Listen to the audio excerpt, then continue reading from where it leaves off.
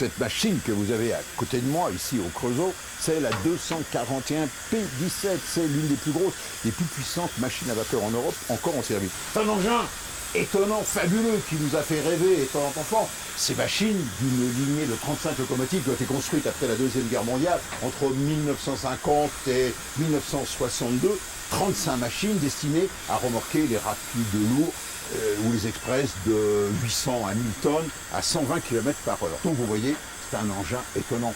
120 tonnes, puissance au crochet, 4000 chevaux, c'est considérable. Eh bien, cette machine, si vous voulez, c'est en quelque sorte un retour aux sources. Elle a été fabriquée ici, au Creusot, et à l'endroit où nous nous trouvons, c'est un désert. Mais imaginez qu'ici, il y avait le cœur même du Creusot, c'est-à-dire les fonderies, les aciéries et les ateliers de construction de locomotives à vapeur de Schneider. Et les 241P, donc 35, ont été construites. Et celle-ci, elle a le numéro 17, c'est la dernière qui a été en service. Elle avait parcouru 1 700 000 km et elle a été, je dirais, miraculeusement sauvée par une association de bénévoles. Et c'est ça qui est étonnant.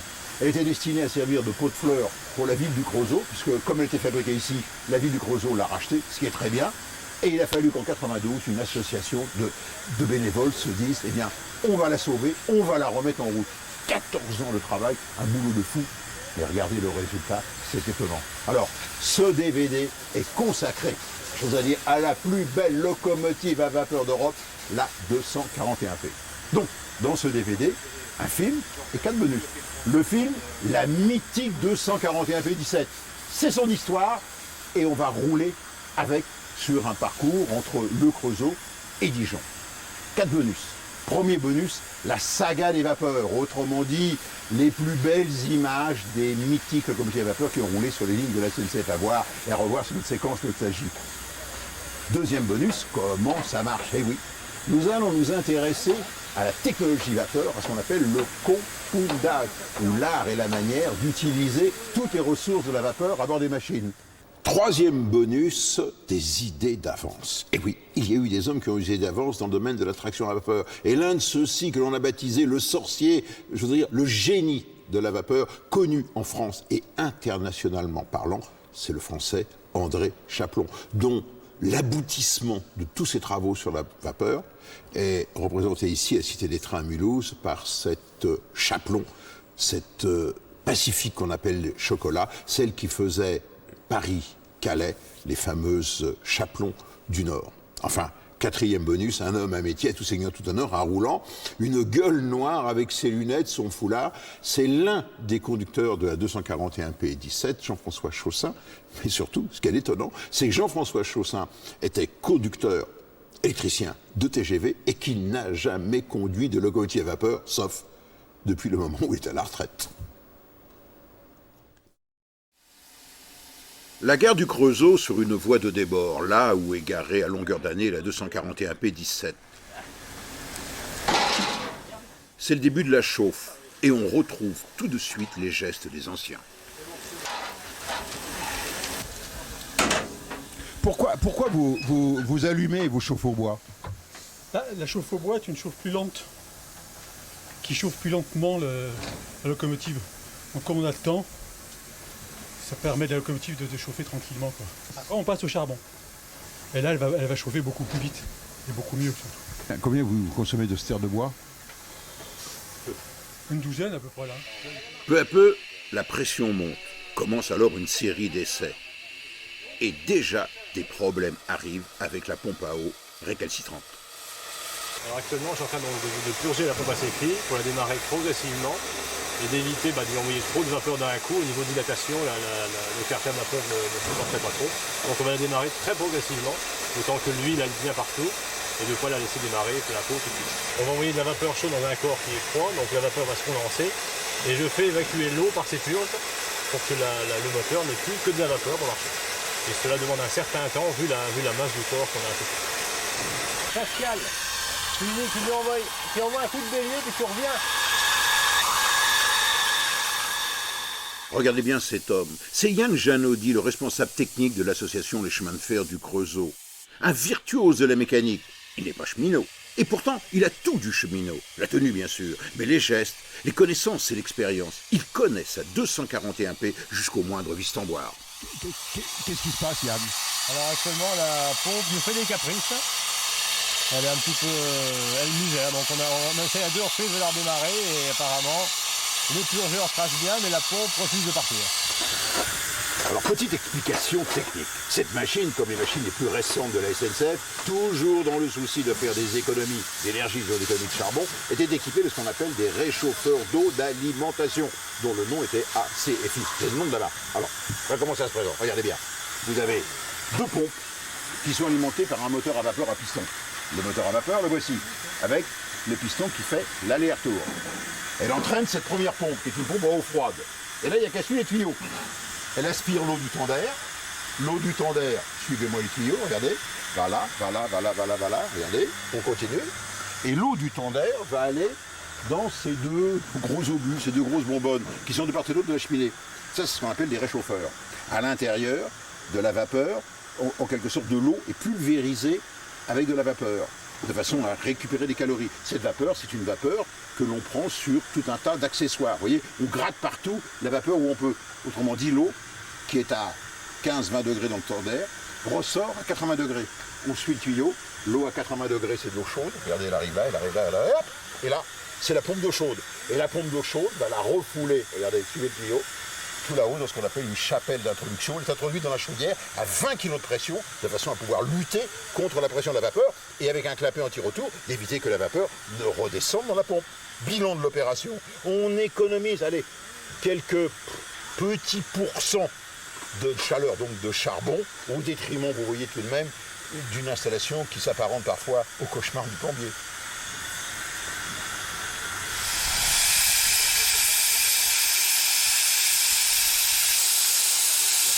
Alors la pompe à cette fille a enfin démarré, enfin daigné démarrer. Donc à force de persistance, au 4e ou 5e essai, elle est partie, on ne sait pas pourquoi, et là maintenant elle marche, voilà. Qu'est-ce qu'il faut essayer? On a l'impression que vous êtes un peu des commandants de bord d'avion avec une checklist. Alors il ne faut rien oublier, parce que le moindre oubli au niveau d'un graisseur, ou d'une purge mal faite, ou d'un niveau d'eau, ou de quelque chose qu'on aurait oublié, pourrait avoir soit des conséquences mécaniques sur un organe non huilé par exemple, ou sur un organe non purgé, l'eau étant incompressible, quand on arrive en fond de culasse, on casse tout. On a une checklist qui est un peu dans nos têtes à force de faire, et puis au fur et à mesure de faire, on s'aperçoit des améliorations qu'on apporte à chaque fois, et on essaye un petit peu de dresser une liste de tout ce qu'il faut faire. On a dû tout réapprendre sur cette machine, de A à Z. Dans sa restauration, dans ses codes d'ajustement mécanique, dans le montage des pièces qu'on a démontées puis remontées 11 ans après. Vous êtes mécanicien professionnel? Oui, mais pas du tout dans le métier ferroviaire. Que faites-vous? De formation, je suis dessinateur industriel. Et puis j'ai appris sur le tas la locomotive à vapeur depuis l'âge de 16-17 ans. Donc ça m'a fait bientôt 15 ans déjà que je suis dedans. La chauffe au bois, par sa douceur, aménageait le foyer et permis la dilatation des organes. Maintenant, on passe aux choses sérieuses. La chauffe au charbon, à la pelle, s'il vous plaît. C'est l'art du chauffeur. Une couche uniforme sur les 5 mètres carrés de la grille. Pour les passionnés de la vapeur, il y a la fumée noire que vomit la cheminée. Et surtout, l'odeur inimitable du charbon qui brûle.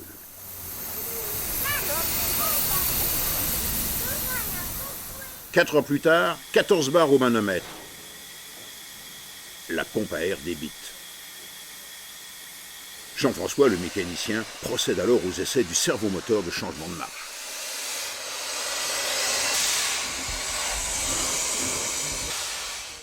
Tout fonctionne. Le monstre d'acier sort peu à peu de sa torpeur et est prêt à dévorer des kilomètres de voie. Dernier préparatif, le graissage. Pas une mince affaire. Tout le monde s'y colle, car des points de graissage, il y en a partout.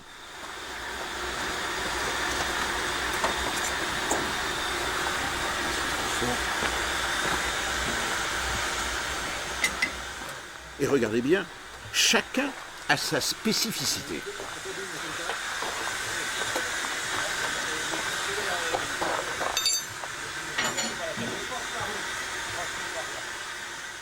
Ça, c'est ce que l'on appelle un graisseur à épinglette. On sort la petite épinglette pour faire pénétrer l'huile à l'intérieur du roulement.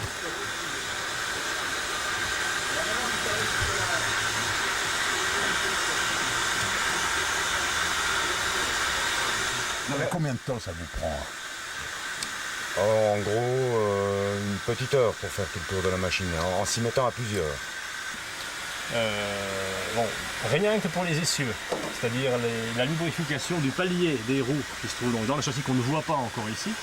On en a 6 par essieu et on a 7 essieux, 6 x 7, 42. Donc on a 42 points de graissage rien qu'à l'intérieur du châssis pour les essieux.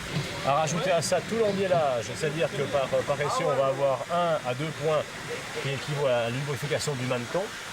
On rajoute encore tout ce qui est annexe à la distribution. Si on devait tout ajouter, je dirais entre 100 et 130, on ne serait pas loin de la réalité. À chaque nouveau départ, bon, nous on a tendance à surgraisser, je pense un petit peu trop. Maintenant on commence d'espacer nos graissages. Disons que la machine, dès que la machine se met à rouler 2h, 2h30, on fait un graissage complet. Et puis il y a le coup de chiffon, les coups de chiffon. La P17 est la dernière des belles de la SNCF. Elle mérite tous les égards. Et des recoins, Dieu sait s'il y en a sur une locomotive.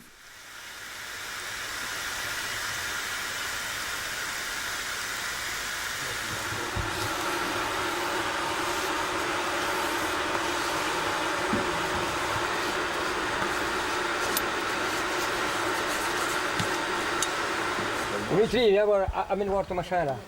Quoi? Ah, le pchit-pchit, le pchit-pchit. Tu veux que je te foute un coup de chaque fois? Normalement, c'est moi qui fais les plaques et les phares. Normalement. Alors pourquoi vous êtes obligé de la sticker à chaque fois là? C'est pas- Pour qu'elle soit bien belle, puis comme les autres, les gens ils aiment bien la voir jolie. Très jolie, peu importe, toute neuve. Et puis, nous on aime bien la voir propre aussi. Ça vous prend combien de temps? C'est Là, long. ça prend, je vous dis, facilement une journée, toute la sticker, tout. Hein. On a l'impression que vous faites ça avec amour, vous aimez. Ah oui, c'est l'amour de... Puis même, ça va jusqu'à l'embrasser les matins. Et voilà comment, grâce à une poignée de passionnés, la P17 retrouve vie, comme au premier jour en 1950, lorsqu'elle est sortie des ateliers de Schneider, au Creusot.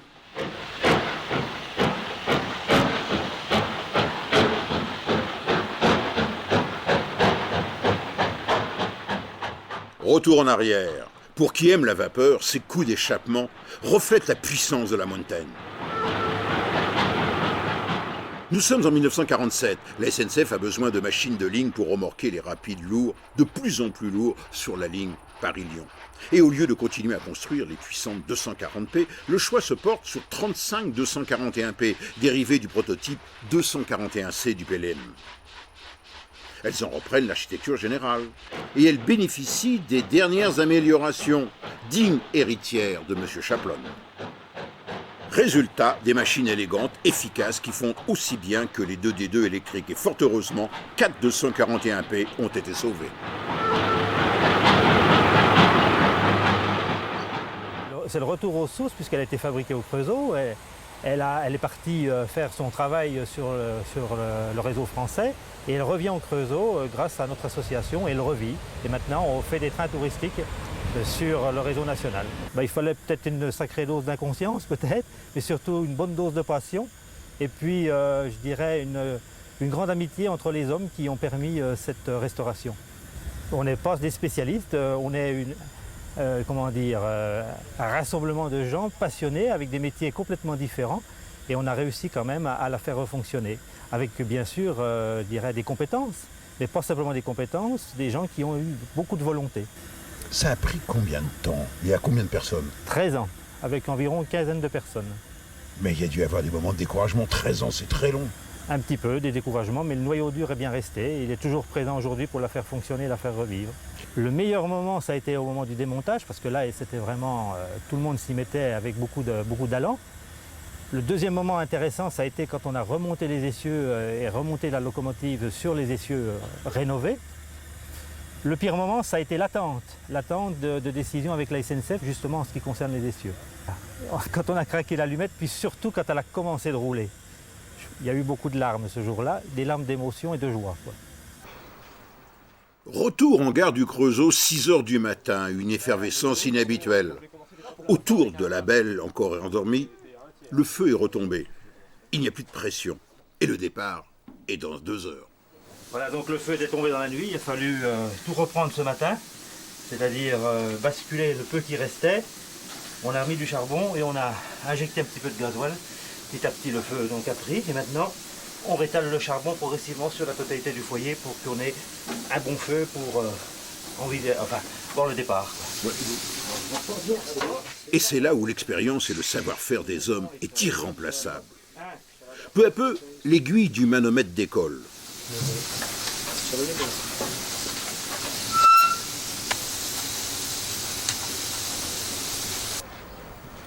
Jean-François Chaussin a revêtu la tenue des grands jours, autrement dit, la tenue de travail du mécanicien.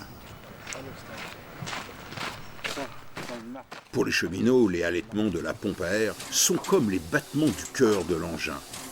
La paix a repris vie.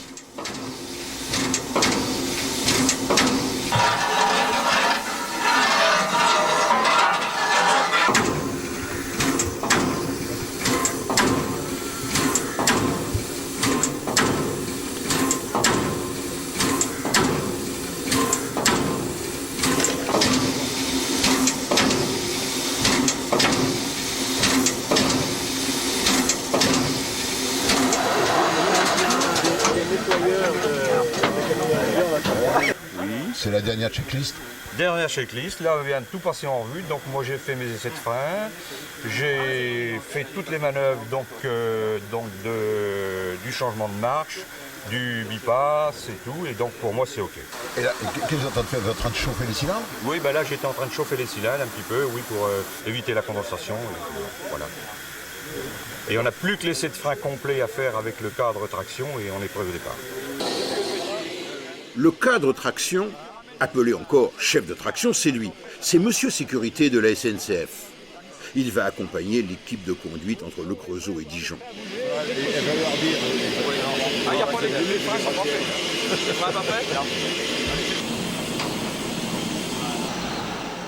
Dernier briefing avant le départ.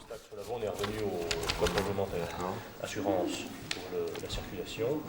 Alors là, on fait la partie administrative de la circulation, c'est-à-dire qu'on va donc contrôler avec le cadre traction l'ensemble des documents qui sont relatifs à l'autorisation de circulation et à l'aptitude de la machine à rouler, donc son agrément, les contrôles récents qui ont été faits dessus pour justifier qu'elle est opérationnelle au départ. Le conducteur, il y a deux choses. Il y a le conducteur qui est conducteur SNCF, donc qui a un titre d'habilitation de conducteur, ou alors c'est un conducteur donc, qui est passionné, qui suit une formation et qui est également habilité d'une autre façon. Et c'est à nous, cadre traction, de veiller à ce que tout se passe bien. L'exemple du conducteur qu'on a, c'est un conducteur de TGV en retraite. Donc à partir du moment où il est arrivé en retraite, tous ses papiers tombent, il n'est plus habilité à conduire, donc on est obligé de refaire le médical, la psycho, la connaissance de signalisation et l'aptitude à conduire. Donc il repart de zéro. Je suis ancien conducteur TGV de la gare de Lyon. Pour avoir l'agrément sur cette locomotive, j'ai repassé tous les examens qu'un jeune conducteur qui veut embaucher comme conducteur SNCF passe. Donc j'ai repassé la visite psychotechnique, les examens oreilles, les yeux. J'ai été 2 jours avec un cadre de traction, un cadre traction pour faire une remise à jour un peu de mes connaissances. Ça fait quand même 14 ans que je suis parti en retraite. Bon, puis ça s'est très bien passé. Et donc tous les ans, je passe une visite médicale aussi, comme tout conducteur qui se respecte. Donc vous voyez que je crois qu'on conduit avec sérieux et on peut être pris au sérieux. Allez, encore quelques pelletées de charbon et c'est bon pour le départ. C'est bon? Attends. Voilà.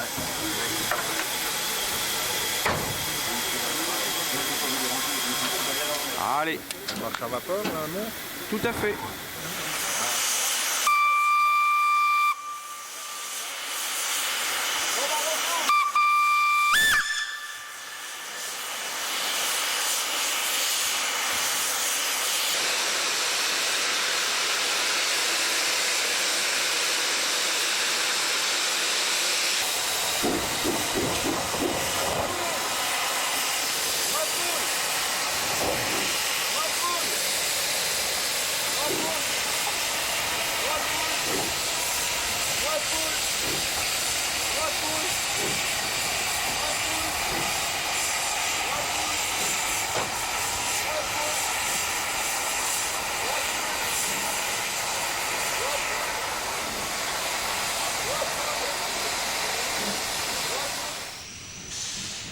Pour des raisons techniques, comme l'absence de plaque tournante, la paix doit refouler sa rame sur un tiroir afin de se mettre à quai, tondère en avant.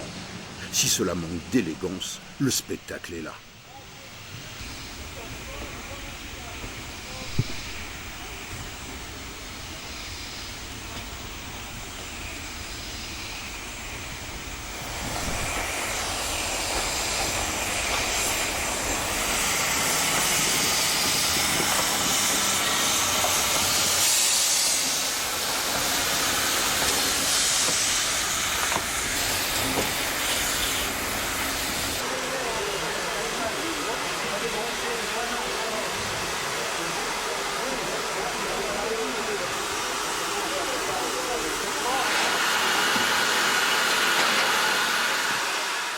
Ultime vérification avant le départ en ligne.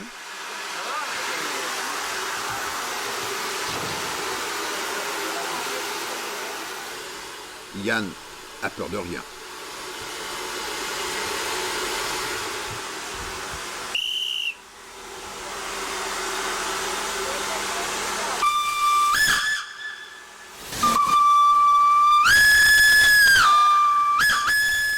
Autant la paix est à l'aise à pleine vitesse, autant elle est mal à l'aise tendère en avant.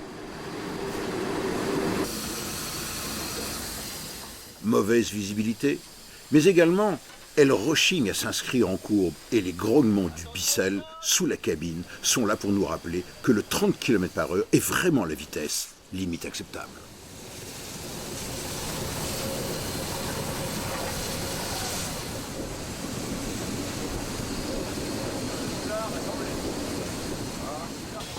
Shiny. La paix va retrouver sa place en tête du convoi.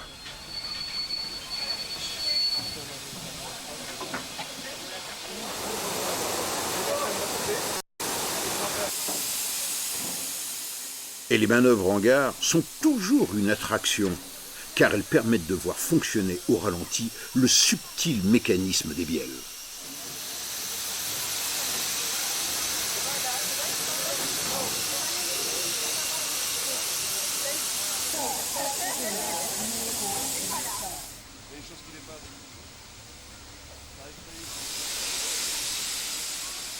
Et regardez bien, voilà qui s'appelle un accostage en douceur.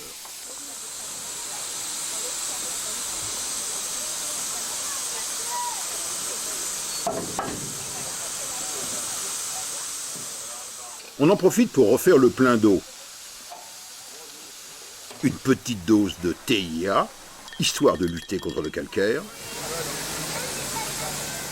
Et tout aurait été parfait si ce n'était une durite d'eau entre le tendère et la machine qui a explosé. On a beau avoir pensé à tout, mais il y a le détail qui tue, celui auquel on n'avait pas pensé. Résultat, quelques heures d'attente sous un beau soleil d'automne. On attend une pièce de rechange et c'est enfin le vrai départ pour un circuit touristique qui va mener le convoi jusqu'à Mulhouse en empruntant la magnifique vallée du Doubs. Au manche, sous l'œil du chef de traction, Jean-François Chaussin. Il a retrouvé les gestes des roulants vapeur. Il ne quitte pas des yeux la voie et le flamand. Serge Chevalier est le chauffeur du jour. Son regard va de la voie au manomètre. À lui, la production de la vapeur.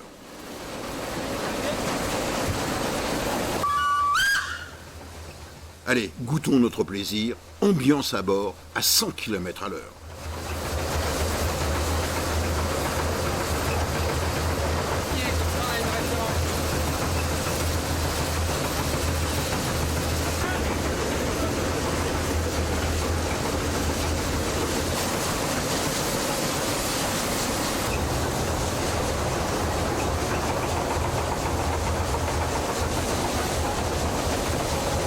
Sans arrêt, là, vous réglez quoi, ça? Là, c'est les arroseurs de cendrier, pour éviter qu'il y ait du feu dans les cendres en dessous. Donc ça, je les ouvre de temps en temps. Voilà, je vais refermer.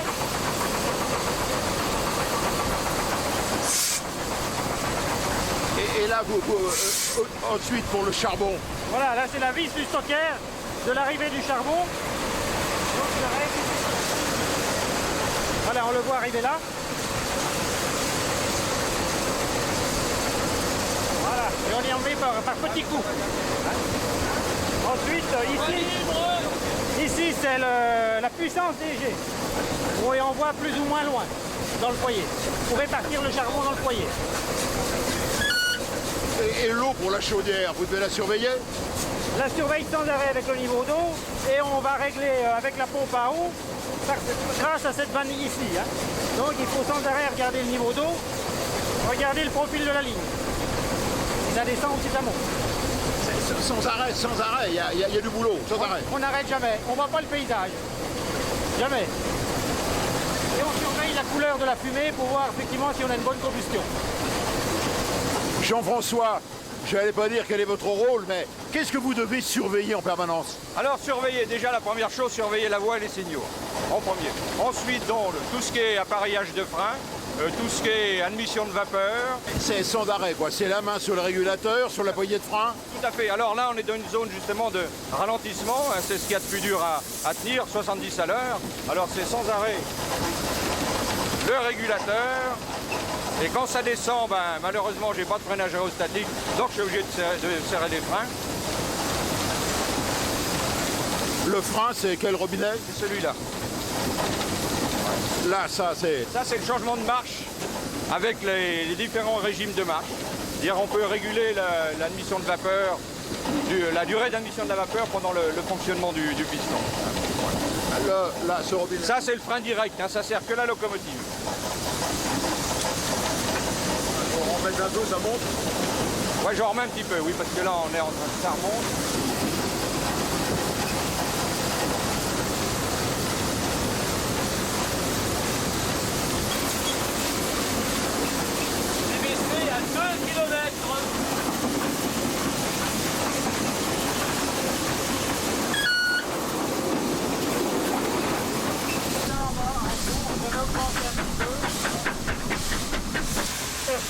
Là, on arrive à Besançon, mais le boulot n'est pas fini, pourquoi? Alors on va faire l'arrêt à Besançon et le but de l'opération est d'arrêter le tender en face de la borne d'incendie. Donc on va repérer de telle façon qu'on ait le moins de tuyaux possible à dérouler. Parce qu'il faut refaire de l'eau déjà? Alors on refait un complément d'eau d'environ 12-15 mètres cubes, qui est un complément de sécurité. On pourrait se permettre d'aller au bout sans en remettre, mais si pour une raison ou pour une autre on est arrêté en pleine ligne, autant avoir les cuves pleines d'eau. Donc on a 1 heure d'arrêt, on en profite pour faire un complément de sécurité. Tu laisses mourir, laisse faire. Laisse faire. Laisse faire. On a un arrêt à 15 mètres. 10, 9, 8, 7, 6, 5, 4, 3. Allez, on est bon, on s'arrête. Un demi-siècle sépare ces deux engins. Et devinez vers qui convergent tous les regards. Devinez qui est la reine d'un jour. Est-ce que vous avez ce type de lunettes là? Regardez comment on le fait alors, sans la sur la piste. On refait du gaz, comme on dit. On refait le plein d'eau, et voilà comment on sait que le niveau est atteint.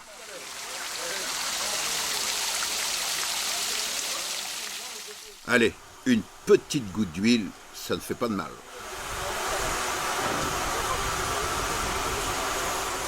Mon Dieu, qu'elle est gourmande. Yann, c'est quoi ce coup de marteau? Alors je vérifie toutes mes liaisons mécaniques, à savoir les clavettes, voir si durant le mouvement il n'y en a pas une qui sera en train de se desserrer. Donc je les sonde au marteau pour m'assurer qu'elles soient bien à leur place correctement. Ça c'est une visite de sécurité et également graissage. Le graissage et la visite de la machine, on s'assure que mécaniquement elle aille bien.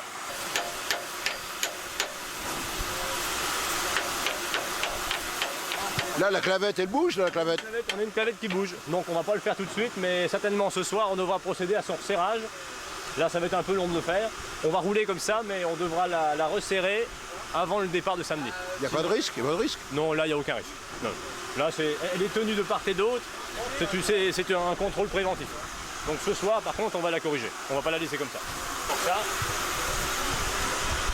un écrou qui est tenu par une goupille qui demande à être un petit peu resserré. Voilà, le sifflet.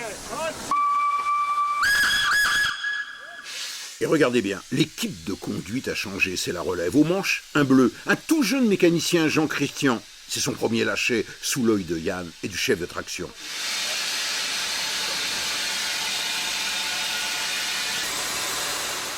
Instant émouvant, il a entre les mains un monstre de 132 tonnes capable de délivrer 4000 chevaux.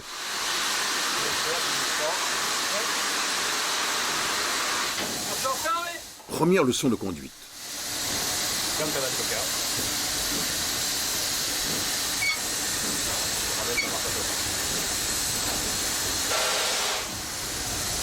Comment diminuer parce qu'elle va partir très vite. On est à 10. Et tout de suite, il a le coup d'œil des anciens. 10 pour les aiguilles de sortie. Ouais. Donc tu maintiens le 10 pour les aiguilles de sortie. Là, il est là, il faut tout de suite regarder parce que comme il vient de remplir, elle continue d'accélérer. Il n'y a pas toujours son frein direct sur l'arrière.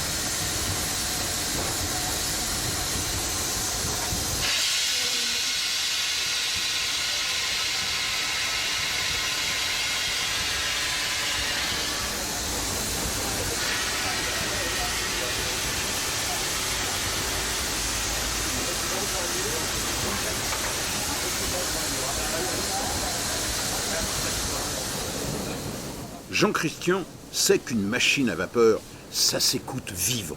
Et surtout, regardez la stupéfiante accélération de l'engin.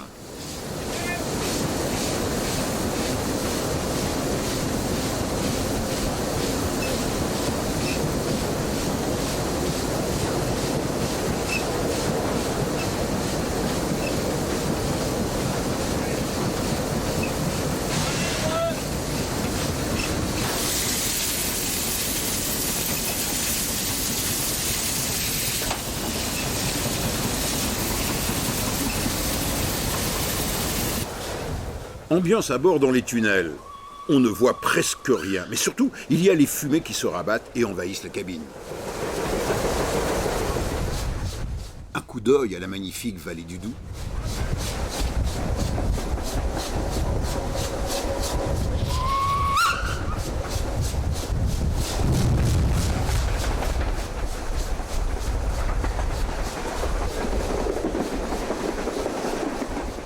Et ambiance à bord chez d'autres passionnés.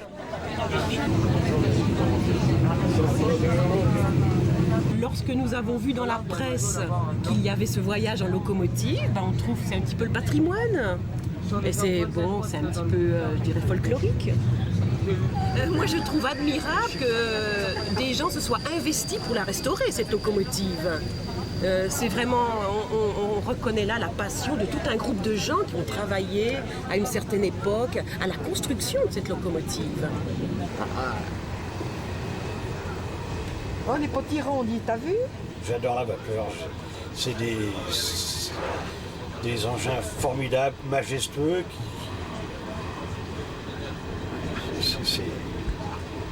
C'est magique.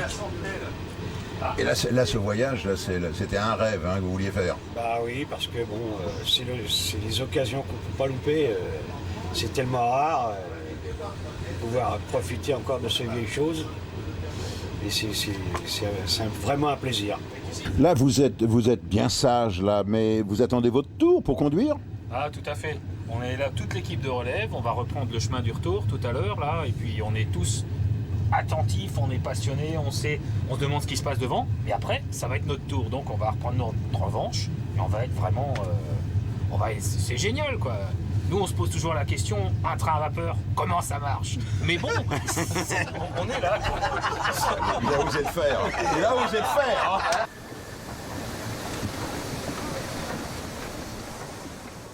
Gare après gare, c'est toujours le même accueil, enthousiaste, chaleureux.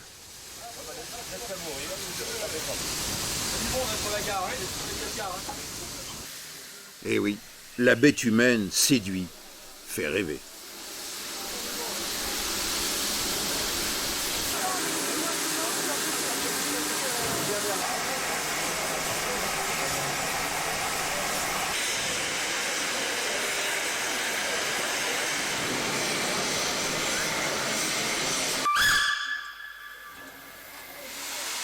Et voilà ce qui s'appelle faire un beau démarrage au purgeur.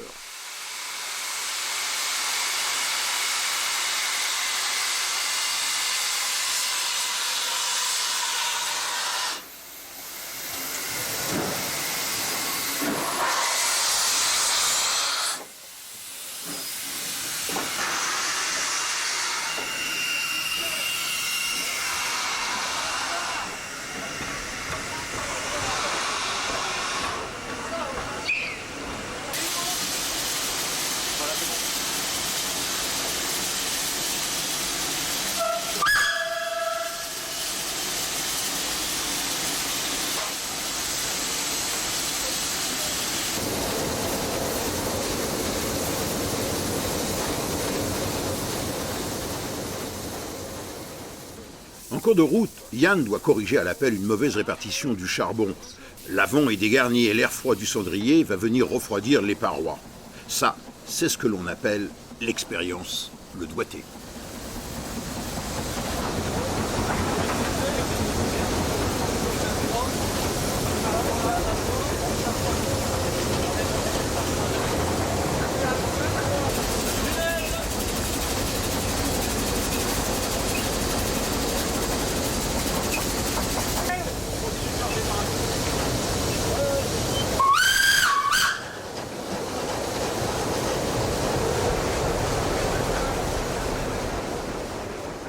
Et tunnel après tunnel, on parcourt la magnifique vallée du Doubs.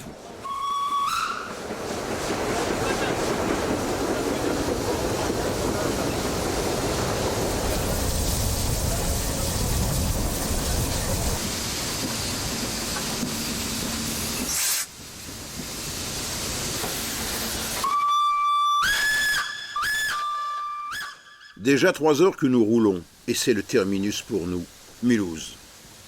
Il faut dire qu'on n'a pas vu le temps passer, tellement il y a de choses à faire et à voir à bord.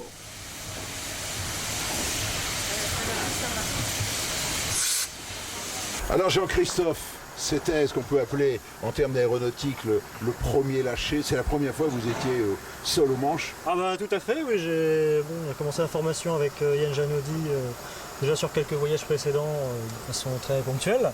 Et puis donc là, après avoir obtenu les sacrements SNCF en termes d'autorisation médicale, psychotechnique et une petite formation pour les règlements, je suis autorisé maintenant à conduire. Et donc c'est la fin de la formation en fait. La formation sur le terrain, sur des longs parcours. C'était un rêve pour vous. C'était un rêve. C'est un rêve qui dure depuis longtemps, effectivement, la conduite des trains. Et là, c'est l'occasion de le réaliser. Et ben voilà, ça y est, le Creusot Mulhouse, impeccable. À l'heure, allez, 2-3 minutes de retard. Belle performance. Ça reste tout de même, vous allez voir. Attention, on descend toujours en arrière. Reste tout de même des impressions assez étonnantes. La première de ces impressions, vous la voyez, vous voyez dans quel état je me trouve. Encore, on m'a prêté le blouse, le foulard, les lunettes. Et si vous voyez celui qui est derrière la caméra, Bruno Caron, alors lui, il est encore pire que moi. Autre impression, l'ambiance à bord. Ça vibre, ça fume, ça chauffe. C'est étonnant. Je dirais c'est génial. Allez, avec Bruno, on a fait le record du monde TGV. Nous étions dans la cabine, nous avons eu cette chance. Eh bien, on a eu beaucoup moins de sensations à 568 à l'heure dans le TGV que de rouler à 90-100 km/h avec la 241P. En résumé, je dirais, c'est géant, c'est génial. Et c'est parce qu'il y a eu des hommes, des cheminots qui ont roulé avec cet engin qu'on a pu faire du chemin de fer, du vrai chemin de fer. Salut!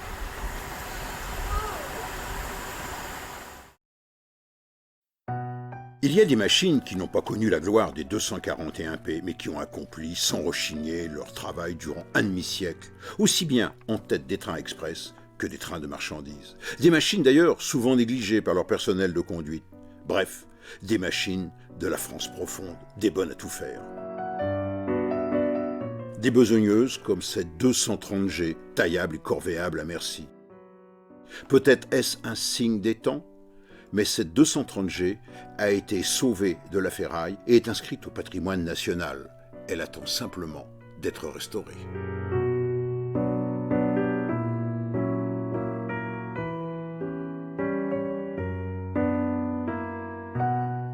Indispensable dans les dépôts et les gares de triage, cette machine de manœuvre, humble serviteuse, cette 040 TA.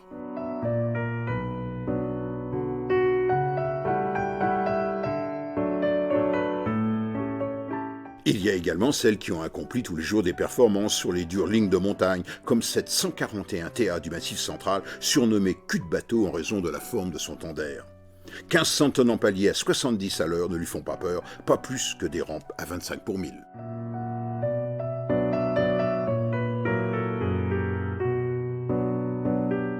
Ce ne furent pas les meilleures Pacifiques, mais elles ont roulé le plus longtemps, les très élégantes 231 du PLM.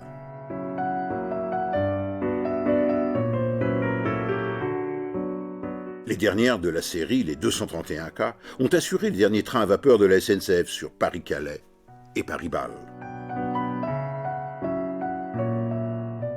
À noter que ces machines sont le fruit d'une longue évolution des Pacifiques de 1909 à 1932 et furent construites à 462 exemplaires, un record.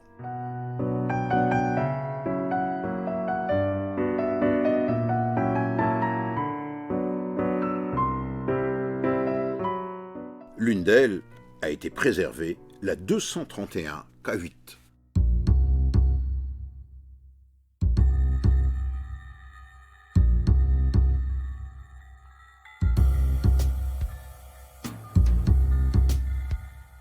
Symbole du renouveau du chemin de fer après la guerre, la belle 141P, peut-être la plus réussie de toutes les locomotives à vapeur de la SNCF.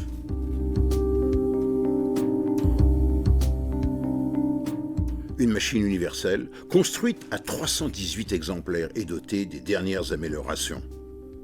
Il faut reconnaître qu'elles ont contribué à la remise en marche du réseau national après la guerre. Leur puissance de 3000 chevaux leur a permis de tirer tous les trains. Mais hélas, limitées par le diamètre de leurs roues à 110 à l'heure, elles n'auront pas connu l'ivresse des rapides de prestige.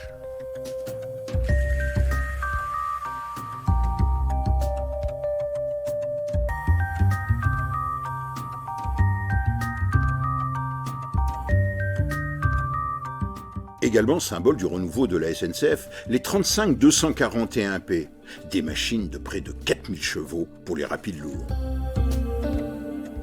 Prévues au départ pour l'artère PLM Paris-Lyon-Marseille, elles ont été peu à peu repoussées sur toutes les lignes de la SNCF en raison des progrès de l'électrification.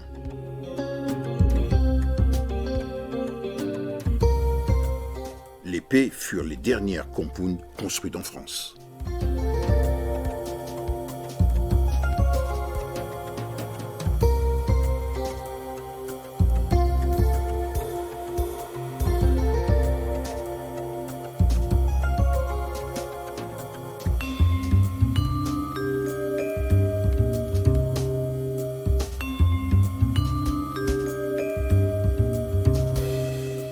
Peut-être la plus belle et la plus élégante de toutes, la 232 U du Nord, due à l'ingénieur Decazaux.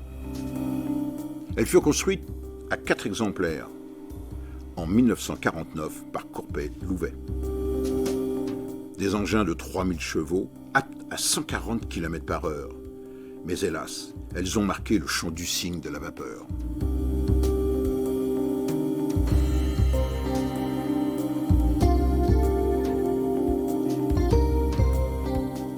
Dommage qu'on n'en ait pas conservé une en état de marche. Ces belles machines n'ont eu qu'un tort, être nées trop tard, au moment où la vapeur était condamnée en raison du prix du charbon.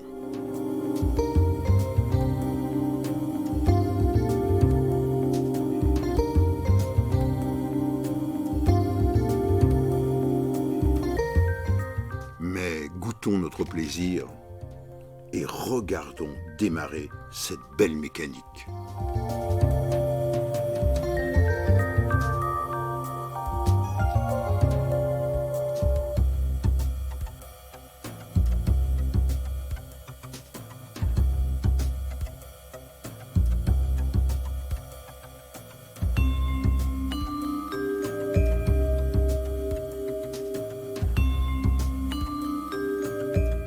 Autre belle machine due au talent d'André Chaplon, la 242 A1, un prototype de 5000 chevaux, construite en 1946.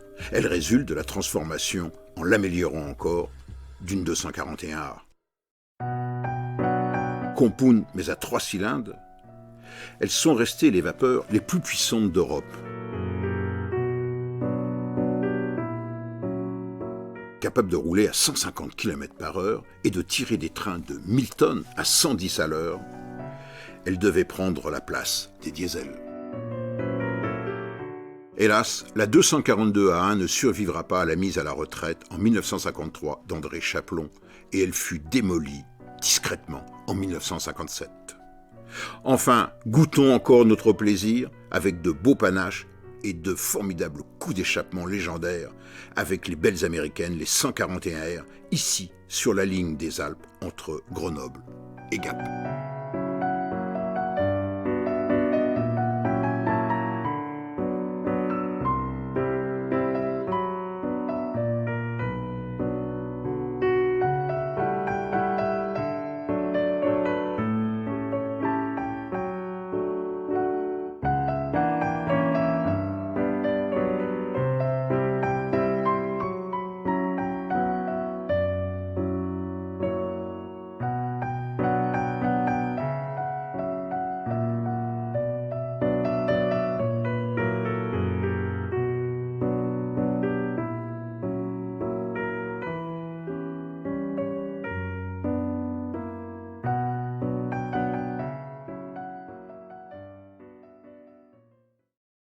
Le compoundage, comment ça marche? Compound, ça vient du mot anglais, composer. Pourquoi? Parce qu'on va composer les choses, on va faire travailler la vapeur plusieurs fois, au moins 2 fois. Et ce, en appliquant les lois de la thermodynamique, toujours pour des économies d'énergie. Alors, à l'origine de la vapeur, c'était les pompes à eau, Newcomen, en Angleterre. Et il a donc eu l'idée, pour améliorer le rendement, de faire travailler plusieurs fois la vapeur. Une fois qu'elle a travaillé dans un cylindre, on la reprend, on la met dans un 2e cylindre, peut-être dans un 3e, un 4e, etc. De façon à utiliser au maximum toute l'énergie contenue dans la vapeur.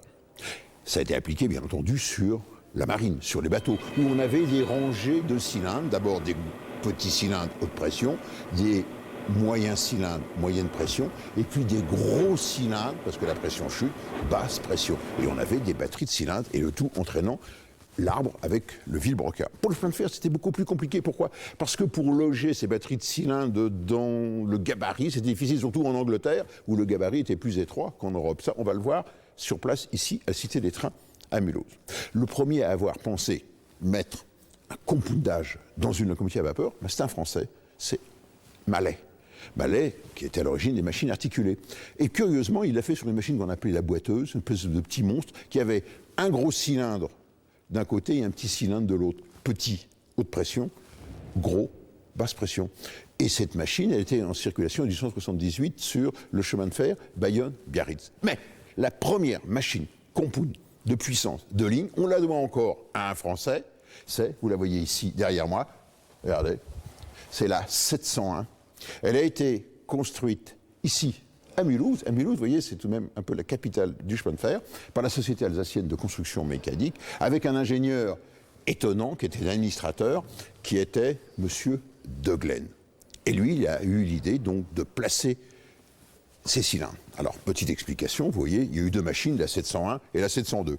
Donc, premier jeu de cylindres classique à l'extérieur, la vapeur travaille une fois, puis elle va travailler une 2e fois avec un jeu de 2 cylindres à l'intérieur. Le tout entraînant avec une bielle, se retrouvant bien entendu sur la roue motrice. Alors, pour voir le mécanisme à l'intérieur extrêmement complexe, suivez-moi toujours à la Cité des Trains à Mulhouse. Vous voyez, ça c'était une pièce, une anthologie.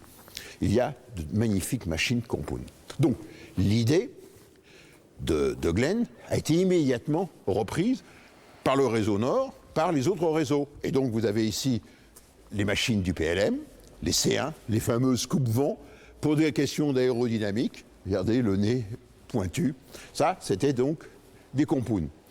Mais disons, l'âge d'or du compound, toujours sur le Nord, qui était très en avance. On le voit ici sur cette machine en coupe, une 232, qui hélas n'est restée qu'à l'état de prototype. Donc suivons le chemin de la vapeur sur cette Baltique en coupe. Donc la vapeur est produite par la chaudière, passe dans les tubes surchauffeurs et donc descend ici, haute pression, pour travailler ici, au niveau du piston. Vous avez vu, le tiroir ici cylindrique distribue la vapeur. Une fois que la vapeur a travaillé une première fois, elle se détend, distribuée par le piston, elle s'engouffre ici à l'intérieur, passe, regardez, dans ce conduit-là, pour arriver ici, pour travailler une deuxième fois à l'avant de la locomotive, dans une boîte à vapeur, avec des tiroirs de distribution, ici, c'est des tiroirs plans. Et on va faire travailler la vapeur sur 2 groupes de cylindres qui, eux, sont à l'intérieur et entraînent, bien entendu, par des bielles, le vilebrequin qui attaque un essieu. Mais ça, on va le voir maintenant à l'intérieur sur l'apothéose du compoundage de la vapeur. C'est les magnifiques Pacifique Nord, les chocolats de M. Chaplon. L'apothéose étant donc ces Pacifique Nord, les Chaplons. Et là, on va passer dessous. Bruno, suivez-moi. Voilà. C'est une fosse. On y est. On est sous la Pacifique. Alors, l'état des lieux. Là, on est à la hauteur du bogie. On est à l'avant. À l'extérieur, vous avez les cylindres haute pression. Et à l'intérieur, là, vous les voyez, les 2 cylindres basse pression. Ces cylindres basse pression, Bruno, suivez-moi, par l'intermédiaire de la tête de piston, la crosse, les glissières, les bielles motrices. Et regardez, les bielles motrices viennent entraîner les roues par l'intermédiaire d'un vilebrequin. C'est une pièce de forgeage étonnante. Vous avez donc les 2 têtes de bielle, et puis vous avez les 2 excentriques ici qui commandent la distribution. Voilà ce que c'est qu'une compound. La vapeur travaille 2 fois, puis après, elle est rejetée par la cheminée. Mais ce qu'il y a d'étonnant, c'est 2 choses. La première, vous avez vu, c'est la complexité de ce mécanisme d'horlogerie. C'est de l'horlogerie, mais pour transmettre des puissances, pour cette Pacifique, de l'ordre de 3200 chevaux. Puis la deuxième, cette complexité, eh bien, avait un revers à la médaille. Si je faisais les économies de charbon, par contre, c'était au détriment de la fiabilité et également de gros problèmes d'entretien. Bon, ça, c'est le cours théorique. Maintenant, on va aller le voir dans la pratique, comment on conduit une compound. Donc, on va aller toujours à la Cité des Trains, aller voir une 241P. Toujours à Mulhouse, Cité des Trains, la dernière grande, la plus belle des compounds de la SNCF, la magnifique 241P qui a été restaurée en 1981 par les ateliers de La Rochelle. Et là, vous allez voir comment on conduit une compound. Bruno, montez, suivez-moi. Venez à bord. À l'intérieur donc de la cabine de la 241P. Là, il y a le chauffeur à gauche. Là, je suis en poste mécanicien à droite. Voilà ce que le mécanicien a sous les yeux. 1. Le régulateur qui commande l'admission de la vapeur. 2. Le frein automatique. Et là, le frein direct pour l'immobilisation. 3.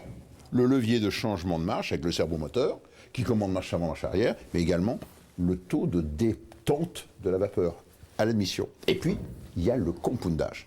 Ça se passe avec ce volant. Regardez. Tourne le volant. On va l'admettre en admission directe au démarrage. On ferme le volant. Autrement dit, la vapeur, la pleine pression va dans les 4 cylindres. À la fois les 2 intérieurs et les 2 extérieurs. Et dès que la machine a démarré, là on a eu le maximum de puissance et d'effort, on ferme, et à ce moment-là, elle marche en compound. C'est-à-dire la vapeur va à l'intérieur haute pression, puis va retravailler à l'extérieur basse pression. Ça y est, vous l'avez suivi? Alors maintenant, regardez en image, nous étions à bord, non pas de la 241P 16, qui est ici, à la Cité des Trains à Mulhouse, mais la 17, qui a été sauvée, restaurée par une association, les chemins de fer du Creusot. Donc, on est à bord. Regardez bien au démarrage. Première opération, on dessert le frein automatique. Deuxième opération, on va l'admettre en admission directe. C'est-à-dire que la vapeur, haute pression, va aller dans les 4 cylindres en même temps pour avoir le maximum d'effort au démarrage, surtout avec un train lourd de l'ordre de 800 tonnes. Troisième opération, tire le régulateur. On admet la vapeur. On guette le démarrage de la machine. Dès que les premiers tours de roue sont engagés, le mécanicien donne l'ordre au chauffeur de fermer les purgeurs. Ensuite, une fois qu'elle a décollé son train, on tourne le volant et on va la mettre en compound. Et là, la vapeur va travailler d'abord à l'intérieur, puis à l'extérieur. Intérieur, extérieur, intérieur, extérieur. Dernier point, regardez bien les manomètres que le mécanicien a sous les yeux. Dans le même manomètre, 3 degrés de pression. En bas, la pression dans la chaudière, maximum 20 kg. Là, on était à 18 kg. Au-dessus, pression dans les cylindres, haute pression, vous voyez, ça oscille, c'est normal, en fonction de la demande de vapeur, on oscille entre 12 et 15 kg. Et enfin, pression dans les cylindres basse pression, à l'admission, vous voyez seulement ces 2, 3, 4 kg, c'est-à-dire que la vapeur a déjà travaillé, elle va finir de travailler et elle sortira à la cheminée à seulement 1,5 kg. Résumons-nous, économie de charbon, c'est certain, mais au détriment de la complexité et du coût d'entretien. Du coup, le compoundage, qui est une spécificité française, a permis de faire des choses remarquables, mais avec des machines très fines et très complexes et délicates à conduire. Et du coup, le compoundage, eh bien, était une spécialité française et peu répandue dans le monde entier. Les Américains, les Anglais, les Allemands ne l'ont pas utilisé. C'est peut-être dommage, mais ça, c'était l'âge d'or de la vapeur.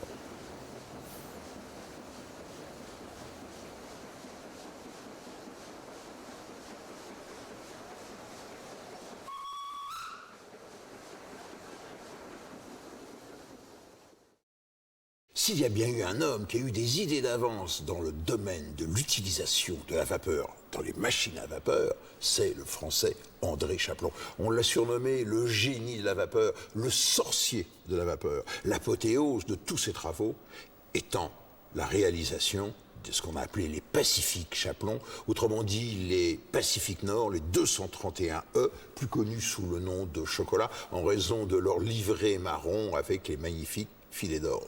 Donc, Chaplon, c'est une très belle histoire qui commence là-bas. André Chaplon, ingénieur de centrale, en fait était plus qu'un ingénieur mécanicien, c'était un thermodynamicien. Autrement dit, il s'intéressait à la manière d'utiliser les calories du charbon pour produire de la vapeur, c'est-à-dire dans la chaudière, et à l'utilisation de la vapeur par le mécanisme. André Chaplon a d'abord été recruté par la compagnie du PLM. Il a quitté le PLM pour aller vers une autre compagnie qui allait mettre en œuvre ses idées révolutionnaires pour l'époque. Eh oui, le PO, le Paris-Orléans, était une compagnie innovatrice dans le domaine de la traction à vapeur. C'est ainsi qu'en 1907, le PO a mis en service sur les lignes Paris-Bordeaux et les lignes Paris-Toulouse, à travers le Massif central, donc une ligne très difficile, les premières locomotives pacifiques, c'est-à-dire les 231, les fameuses 3500 et 4500. La seule différence était le diamètre des roues. Et vous avez ici, à la Cité des Trains à Mulhouse, le premier exemplaire, c'est vraiment un monument historique, des fameuses 4500. Donc, André Chaplon est rentré à la compagnie du PO au service de ces machines. Et c'est là où il a mis en œuvre toutes ces idées, des idées révolutionnaires. Suivez-moi. Les 3500 du PO, avec leur puissance de 2000 chevaux et leur vitesse de 100 km/h, étaient donc aptes à remorquer les trains lourds, notamment sur une ligne difficile qui traversait le Massif central, c'est-à-dire Paris-Orléans. Mais hélas, ces espoirs furent déçus. Bien qu'elles aient, regardez, un foyer largement dimensionné, c'était leur caractéristique, c'est-à-dire un foyer Belpaire très profond, mais un foyer débordant sur les longerons du châssis, donc une grande surface de grille, donc un appareil de production de vapeur, eh bien ces machines finalement ne faisaient guère mieux que les 230 qu'elles devaient remplacer. Autrement dit, elles utilisaient mal leur vapeur. Et c'est là où on retrouve notre thermodynamicien, notre génial André Chaplon. Il est à la compagnie PO, la compagnie Paris-Orléans, et en 1929, aux ateliers de Tours, il fait transformer une 3500, la 3566, en super Pacifique. Autrement dit, il met en application toutes ses théories. Et le résultat, ce furent des machines étonnantes. Il a doublé la puissance des machines en consommant 25% de charbon. L'apothéose étant, et on va le voir plus loin, ici à Cité des Trains, à Mulhouse, les magnifiques, ce qu'on appelait les super Pacifiques, les Chaplon, les fameuses machines chocolat du réseau Nord. Et la recette fut bonne, puisque d'emblée, le PO commanda une série de machines en transformant donc les machines, les 3500, qui devinrent des 3700. Et les autres compagnies, me direz-vous? Eh bien, les autres compagnies ont suivi de très près les travaux de M. Chaplan, et notamment la Compagnie du Nord. Et en 1932, elle fit simplement un concours. Elle a dit que le meilleur gagne. Et on a mis en lice 3 types de machines. Les fameuses 231C, les Pacifiques Nord, un peu juste en puissance. Une 241A, la Mountain Est, et la 241C, la Mountain PLM. Et devinez qui remporta le concours, qui fut la plus performante? Eh bien, ce fut la machine de M. Chaplan. Et c'est ainsi que le réseau Nord a adopté les fameuses Pacifiques Chaplan, qui sont devenues ce que l'on appelle les fameuses Chaplan chocolat, dont vous voyez ici, magnifique exemplaire, préservé, restauré à la Cité des Trains à Mulhouse. Et là, vous avez le condensé, le résumé de tout le génie de M. Chaplan. Allez, petite explication. Tout d'abord, pour produire de la vapeur, il faut un très bon foyer. Le foyer, c'est un foyer Belpaire, débordant, très profond, avec une voûte et un siphon Nicholson. Siphon Nicholson, c'est un thermosiphon. Ça permet de ramener l'eau froide de la base du foyer à la partie supérieure du foyer. Donc une circulation naturelle. Ensuite, l'utilisation de la vapeur. Regardez la taille des conduits. Il les a largement dimensionnés. Là, c'est l'admission de la vapeur au cylindre haute pression à l'extérieur. À l'intérieur, également, il y a une surchauffe. On passe de 300 à 400 degrés, ce qui augmente encore le rendement thermodynamique. Et puis, regardez bien l'innovation. Ici, sur la distribution qui est tout à fait classique, eh bien, on n'a plus un tiroir qui fait des mouvements d'avant en arrière. On a un système de commande de soupape, commande de système oscillant. Ce sont des soupapes d'abeilles. Et oui, ce sont un peu comme des soupapes de voiture, ce qui évite ce qu'on appelle le phénomène de laminage, d'étranglement de la vapeur. Et puis, enfin, à l'avant, une boîte à fumée largement dimensionnée, avec un meilleur vide, et à l'intérieur, un double échappement qui permet de mieux aspirer les gaz de combustion et donc d'activer le foyer.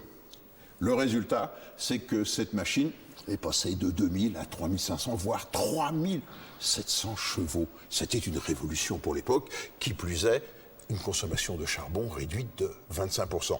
Ces machines, qui sont devenues les fameuses 231E du Nord, ont été construites à 48 exemplaires. Elles ont été en service, la dernière s'est éteinte en 1968. Et elles ont remorqué, vous le voyez là, ici à l'avant, le fameux train, le Paris-Calais, la Flèche d'Or.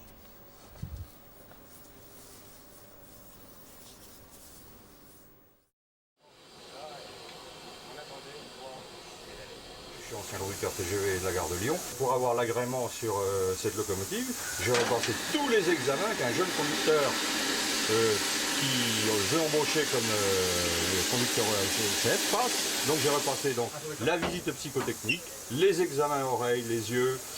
J'ai été 2 jours avec un cas de traction pour faire une remise à jour un peu de mes connaissances. Ça fait quand même 14 ans que je suis parti en retraite. Bon, puis ça s'est très bien passé. Et donc tous les ans, je passe une visite médicale aussi, comme tout conducteur qui se respecte. Donc vous voyez que je crois qu'on conduit avec sérieux et on peut être pris au sérieux. Donc toutes les associations, lorsqu'on veut rouler sur les voies SNCF, même avec un engin SNCF, il faut avoir l'agrément. Il faut avoir l'agrément de la SNCF. Qu'est-ce que ça fait pour un conducteur de TGV de remettre les mains? Vous avez jamais eu de vapeur entre les mains avant? J'ai pas eu de vapeur, mais j'en ai vu à Morel-les-Sablons. Donc il y avait ces vapeurs qui faisaient les grands trains sur l'Auvergne. Donc je les ai côtoyés, mais je ne pensais pas qu'un jour j'allais les conduire. C'est sans arrêt les yeux qui se promènent sur les manos, sur l'appareillage, sur l'indicateur de vitesse, sur le niveau d'eau, parce qu'on doit le surveiller aussi.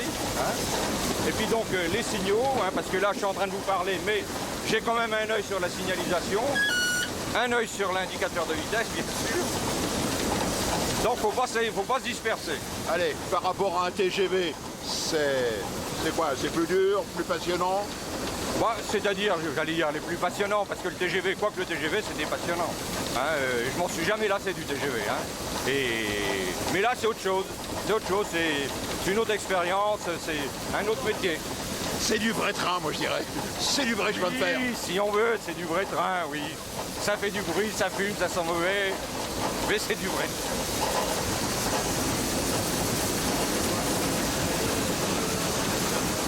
simplement, j'avais envie de boucler la boucle, mais à l'envers. Je me suis installé donc dans la région. Et un jour, je tombe sur la vie du rail et je m'aperçois qu'à 80 km de chez moi, il resterait une machine à vapeur. Donc je me suis présenté il y a 3 ans. Et puis évidemment, quand ils ont connu mon passé de conducteur, on m'a dit, bon ben, il faudra envisager de la conduite. Et donc c'est comme ça que je suis arrivé à la conduite.